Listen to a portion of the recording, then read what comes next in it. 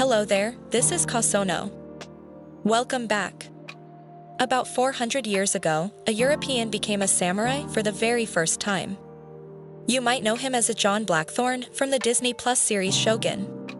But his real name was William Adams, an Englishman. In Japan, he was given the samurai name Miura Anjin. In this video, we'll explore how Anjin came to Japan, what role he played here, and why he chose to stay. The world William Adams lived in. William Adams was born in 1564 in Kent, southeast of London. After losing his father at a young age, he moved to Limehouse in London at age 12. There, he began working as a shipwright. At 24, he joined the Navy, fascinated by navigation and astronomy. He eventually rose to the rank of captain in the English fleet. This was the age of exploration, with European nations racing to trade with Asia. Adams would soon become part of that global journey, leading a Dutch fleet. Later, Adams joined a Dutch trading company. Though British, he became captain of a Dutch warship. That might sound odd, but England was at war with Spain and Portugal while allied with the Dutch.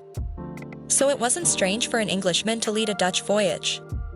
In June 1598, Adams set sail from Rotterdam with a fleet headed for Asia.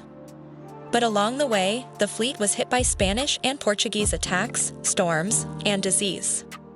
Out of 110 crew members, only 24 were alive when they finally reached Japan.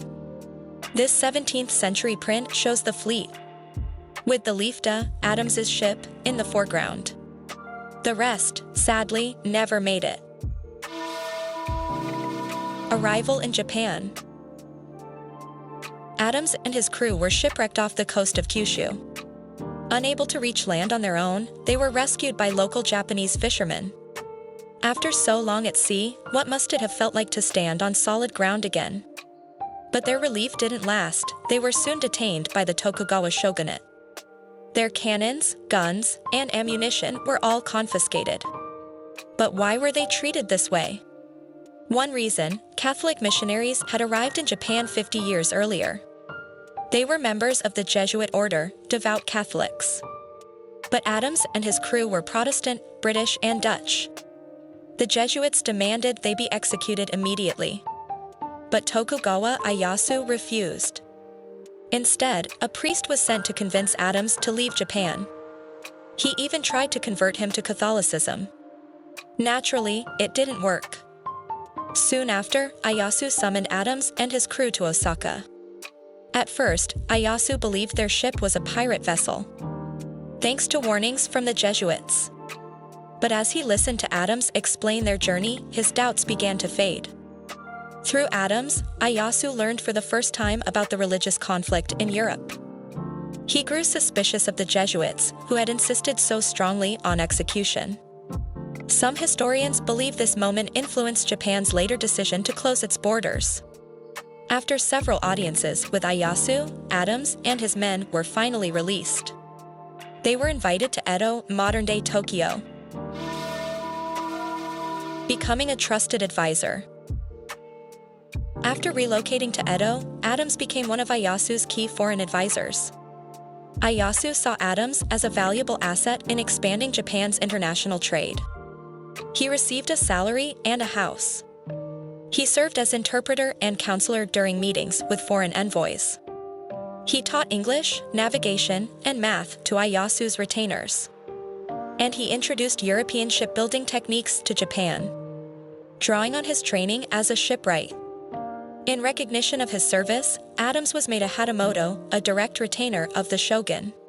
This was a rare position that allowed one to meet the shogun himself. He was granted a residence near Nyanbashi and land on the Miura Peninsula. He was given a Japanese name, Miura Anjin. Miura, from the granted land, Anjin meaning pilot or navigator. Together with Jan Yusen, another survivor from the Liefde, Adams continued to assist in diplomacy, opening Japan to the world. Adams became a bridge between Japan and Britain and the Netherlands. Let's start with the Dutch. Ieyasu told Adams he wanted to trade with the Netherlands. In 1609, the Dutch sent a royal envoy to Japan. Thanks to Adams, diplomatic relations were established, and trade began. Next came England.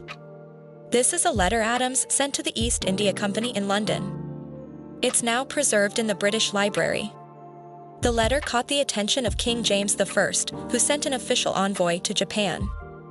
In 1613, a letter from King James was delivered to Tokugawa Ieyasu. Ieyasu met with the envoy and approved a trading post in Hirado. It marked the beginning of formal relations between England and Japan. This is a suit of samurai armor gifted to King James by the shogun. Imagine what the English court thought of such a gift. After the English envoy returned home, Adams was granted permission to return too.